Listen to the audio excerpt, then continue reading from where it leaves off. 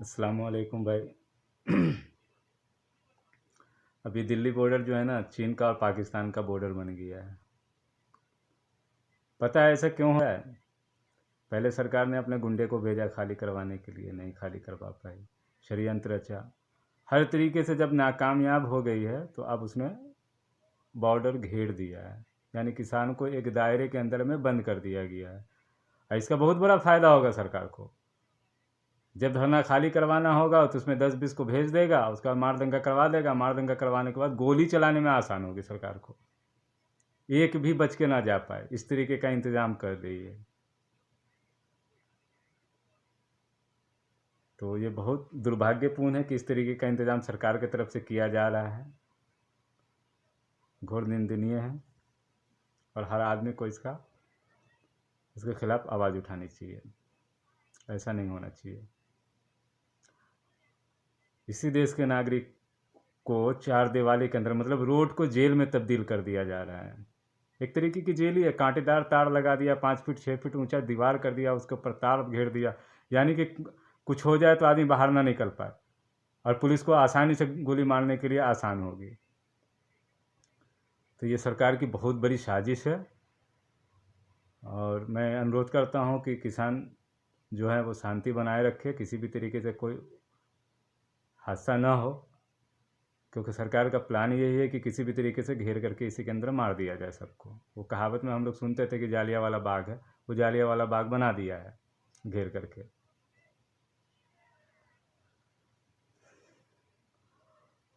और जो पत्रकार है, इंटरनेट बंद किस लिए किया कि भाई आपको अगर मारेगा भी या कुछ कर भी देगा तो लोगों को मालूम नहीं पड़ेगा। जब इंटरनेट नहीं है, आप वीडियो बना करके आप वीडियो आगे तक भेज नहीं सकते हैं, उसके अंदर से आप निकलेंगे ही नहीं बाहर। बाहर निकलेंगे पुलिस आपसे मोबाइल छीन करके फॉर्मेट मार देगी मोबाइल को। अगर कुछ ऐसा घटना हो गया तो आप वीडियो कैसे देंगे, सबूत कैसे देंगे? सबूत को तो डिस्ट्रॉय कर दिया जाएगा, क्योंकि आपको निकलने ही नहीं दिया जाएगा। निकलेंगे अगर मोबाइल रहेगा आपके पास तो मोबाइल का आपका फॉर्मेट मार देगा, ख़त्म। वो जो भी वीडियो है वो सब ख़त्म हो जाएगा। इंटरनेट नहीं है आपके पास, आप किसी भी वीडियो को आप सेंड नहीं कर सकते, आगे फॉरवर्ड नहीं कर सकते हैं। तो कोई आदमी को मालूम ही नहीं पड़ेगा कि क्या हुआ उनके साथ। बोलेगा हम तो शांति से खाली करवा लिए, वो लोग खुद ही शांति से खाली करके चले गए। कुछ भी कर सकती है सरकार अभी जिस तरीके से चल रही है। तो ये बहुत दुर्भाग्यपूर्ण है। जिस दिन CA NRC का प्रोटेस्ट हुआ, लोग को उसी दिन इकट्ठा हो जाना चाहिए था। वो एक धर्म विशेष का सवाल नहीं था, सवाल ये था कि एक गलत कानून के खिलाफ आवाज़ उठाया गया था, जिसको हर लोगों को समर्थन करना चाहिए था। लेकिन एक मानसिकता थी कि भाई मुसलमानों का ये प्रोटेस्ट है, हमको क्या मतलब है।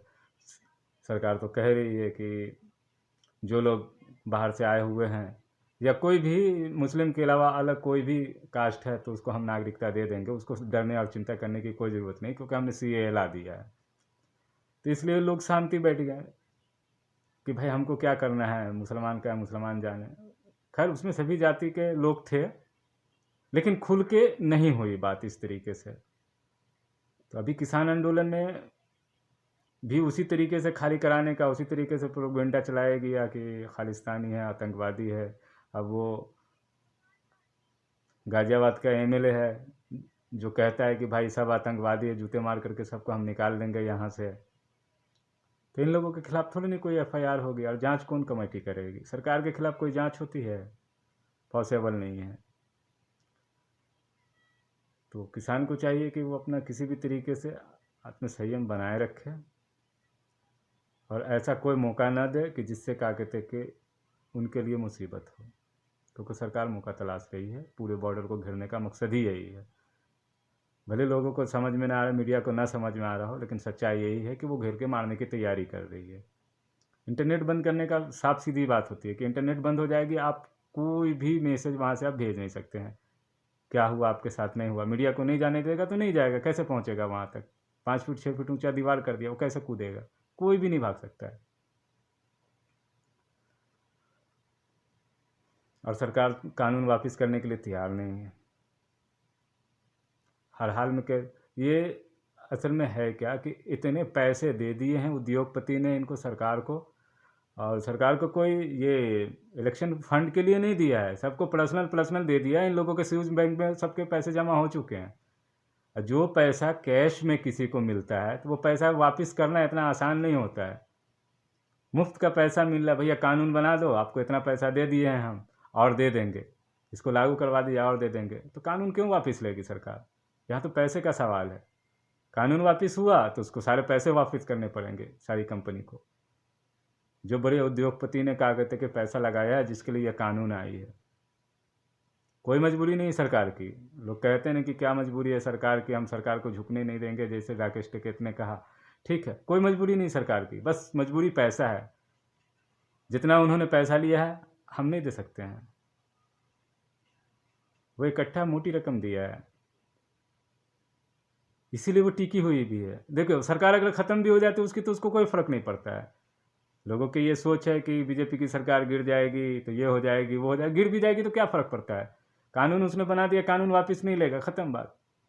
अगर कानून वापस नहीं लेगा तो उसका जितना पैसा है उतना पैसा उसके पास सेफ रह जाएगा। अगर उसकी सरकार गिर जाएगी तो कंपनी को वापस नहीं करेगा, बोलेगा भैया हमारी सरकार ही नहीं तो हम क्या करें, हमने तो अपने सरकार में रहते हुए आपका काम किया, अब हम सरकार में नहीं, हम कुछ नहीं कर सकते हैं। तो वो पैसा तो उसको हाथ लग गया, और इतने पैसे लगे हैं कि उसकी कई नस्ल चल जाएगी। जितना भी खर्च करे कोई दिक्कत नहीं होने वाली है। ये मेरी अपनी सोच है। सरकार के बचाव में तो बहुत सारी चीज़ है। सरकार आजकल बचाव के लिए वो अपना गुंडा पाल रखा है, अपने तरफ से प्रदर्शन करवाता है, पुलिस है उसकी, एनआईए है उसकी, ये सब सुप्रीम कोर्ट उसका है, हाई कोर्ट उसका है, जो जब जिससे चाहे जैसे चाहे वैसे फैसला दिलवाती है, मनमर्जी वाला। किसी में इतनी दम नहीं है कि सरकार के खिलाफ आवाज़ उठा ले। बस हाँ, दिखाने के लिए कुछ फैसला ऐसा करता है कि जैसे लगे कि हाँ सरकार के खिलाफ है, सुप्रीम कोर्ट भी जिंदी है, लेकिन ऐसा नहीं है, जिंदा नहीं है कोई भी, सब खत्म हो चुका है, सरकार के आगे घुटने टेक चुका है। बस कुछ फैसले दे देता है इसलिए अपने आप साख बचाए रखने के लिए, बाकी किसी में दम नहीं है। अर्नब गोस्वामी का चैट लीक हुआ, आज तक कुछ भी नहीं हुआ। क्या कर लिया किसी ने, किस अधिकारी ने उसको जानकारी दिया, कैसे उसके पास आया, कोई गिरफ्तारी नहीं है। वो मुसलमान नहीं है ना, मुसलमान होना चाहिए।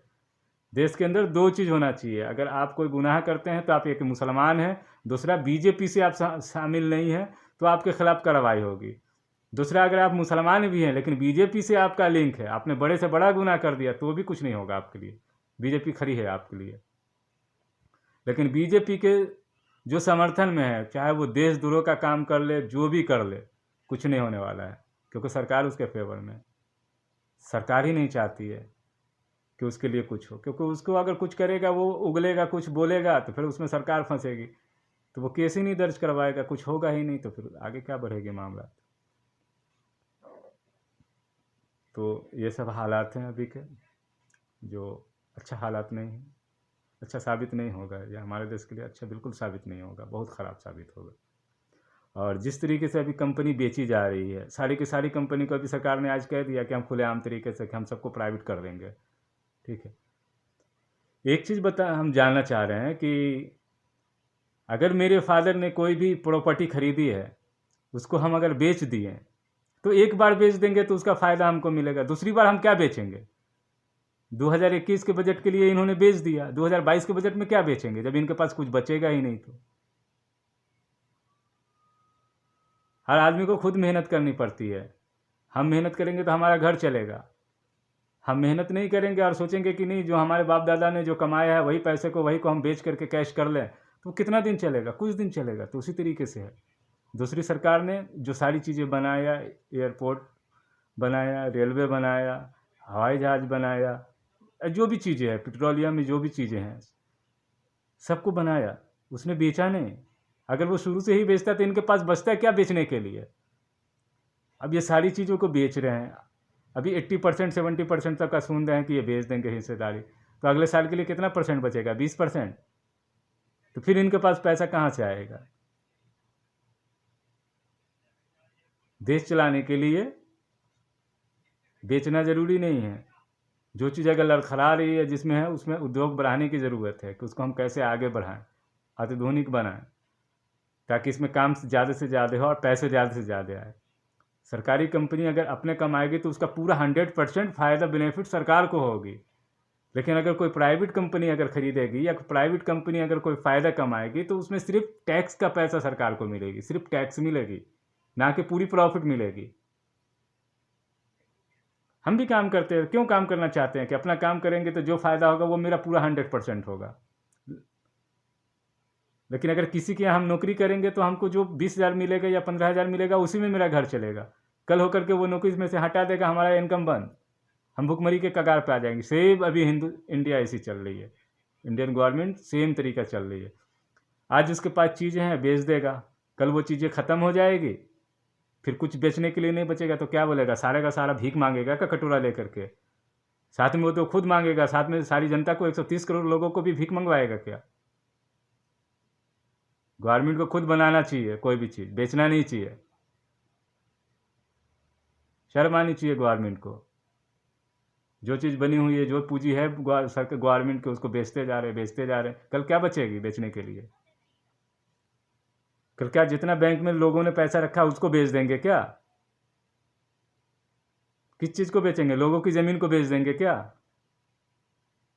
यानी आपके हिसाब से तो 1-2 साल अगर और ऐसा रह गया तो फिर हिंदुस्तान में जितना 130 करोड़ जनता है, सबकी ज़मीन को, सबके जेवर को, सबके चीज़ को वो आदमी को ही गिरवी रख देगा। हम लोगों को गुलाम किस तरीके का बनाना चाह रहा है, यही नहीं समझ में आ रही है। किस तरीके से गुलाम बनाना चाह रही है। कुछ हम लोगों के पास बचेगा